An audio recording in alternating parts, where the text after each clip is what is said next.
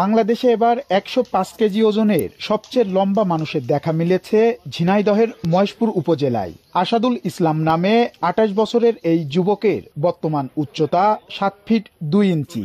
আমি ১১০ কেজি ছিলাম আগে, এখন ৯৮ থেকে ১০০ কেজির ভেতরে থাকি ভাই। উচ্চতা ৭ ফুট ২ ইঞ্চি, জুতো মতো পাই দিয়ে ৭ ফুট ২ ইঞ্চি। এত লম্বা আসাদুল বসে থাকে, আমাদের যেমন তেমন লোক একটা দাঁড়ায় থাকলে তার সমান দেখা যায়, কিন্তু দাঁড়ালি পারে তার দুটো মানুষ জোড়া দিলি পারে তার সমান বোঝা যায়। মহেশপুর উপজেলার বাঁশবাড়িয়া ইউনিয়নের ভৈরবা বাজারের পাশে শ্রীপুর পাবনাপাড়া গ্রামে আসাদুলের বাড়ি। জানা গেছে যত বয়স হচ্ছে ততই তার উচ্চতা বৃদ্ধি পাচ্ছে। 10 বছর পরের দিন ওরম বেরিয়ে উঠেছে, বেরিয়ে ওটা কিভাবে আল্লাহ কিভাবে তার কি করেছে ওইভাবে বেরিয়ে উঠে সব 10 কথা বলে যে ছেলে বেরিয়ে উঠেছে, যে কি কাজ কি করে খাবে, ছেলে এত তাড়াতাড়ি বেরিয়ে উঠেছে।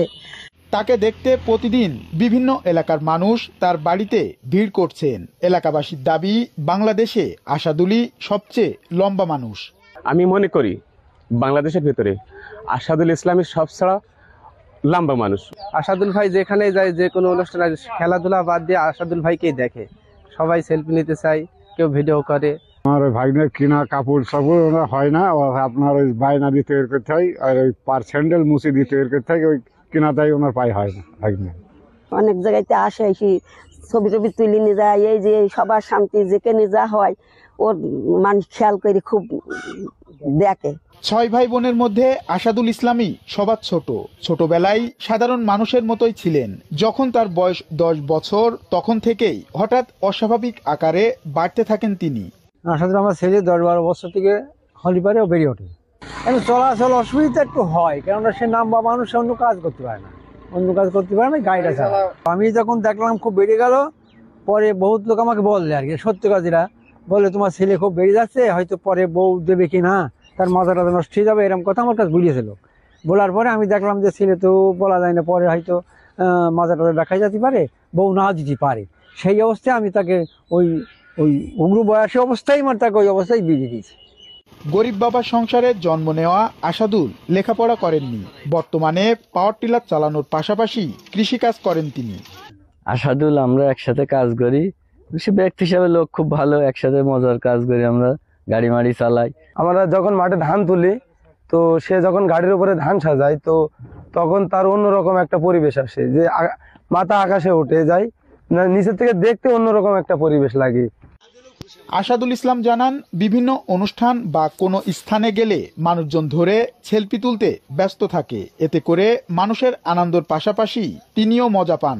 এতে কখনো রাগ করেন না, কারণ আগের মানুষ লম্বা ছিল, তাই আল্লাহ আমাকে লম্বা বানিয়েছে। তবে ঘর থেকে বা কোনো দোকানে ঢুকতে গেলে অনেক সময় মাথায় আঘাত লাগে। গায়ের পোশাক থেকে শুরু করে জুতা পর্যন্ত অর্ডার করে বানাতে হয়। এখনকার যুগ হিসাবে আমি এটা অন্যরকম মনে করেন, যে এত উচ্চতা মানুষ এখনকার যুগে নেই, আগে ছিল। তো আমার আল্লাহ তাআলা বানাইছে তো লম্বার জন্য। কেউ হয়তো রহস্য মারে, কেউ হয়তো ভালোভাবে যে আগের যুগের লোক এমনই ছিল, এখন যা দিন দিন আসছে, মনে করেন যে বেগুনতলায় হাট বসা মতন এরাম যুগ হিসাবে। তো আমি তো এটা আনকামানি, সেটা তো দেখার জন্য স্বাভাবিক আসবেই, যে জায়গায় যায় দেখার জন্য তো ভিড় করে।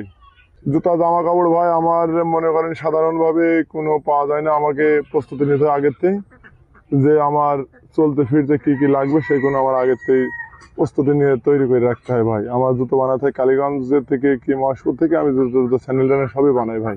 ব্যক্তিগত জীবনে আসাদুল বিবাহিত, তার সংসারে 2টি ছেলে সন্তান রয়েছে। সরকারিভাবে আর্থিক সহযোগিতার দাবি স্বজন ও এলাকাবাসীর। MR Rasel, Banglavision digital, Jhenaidah.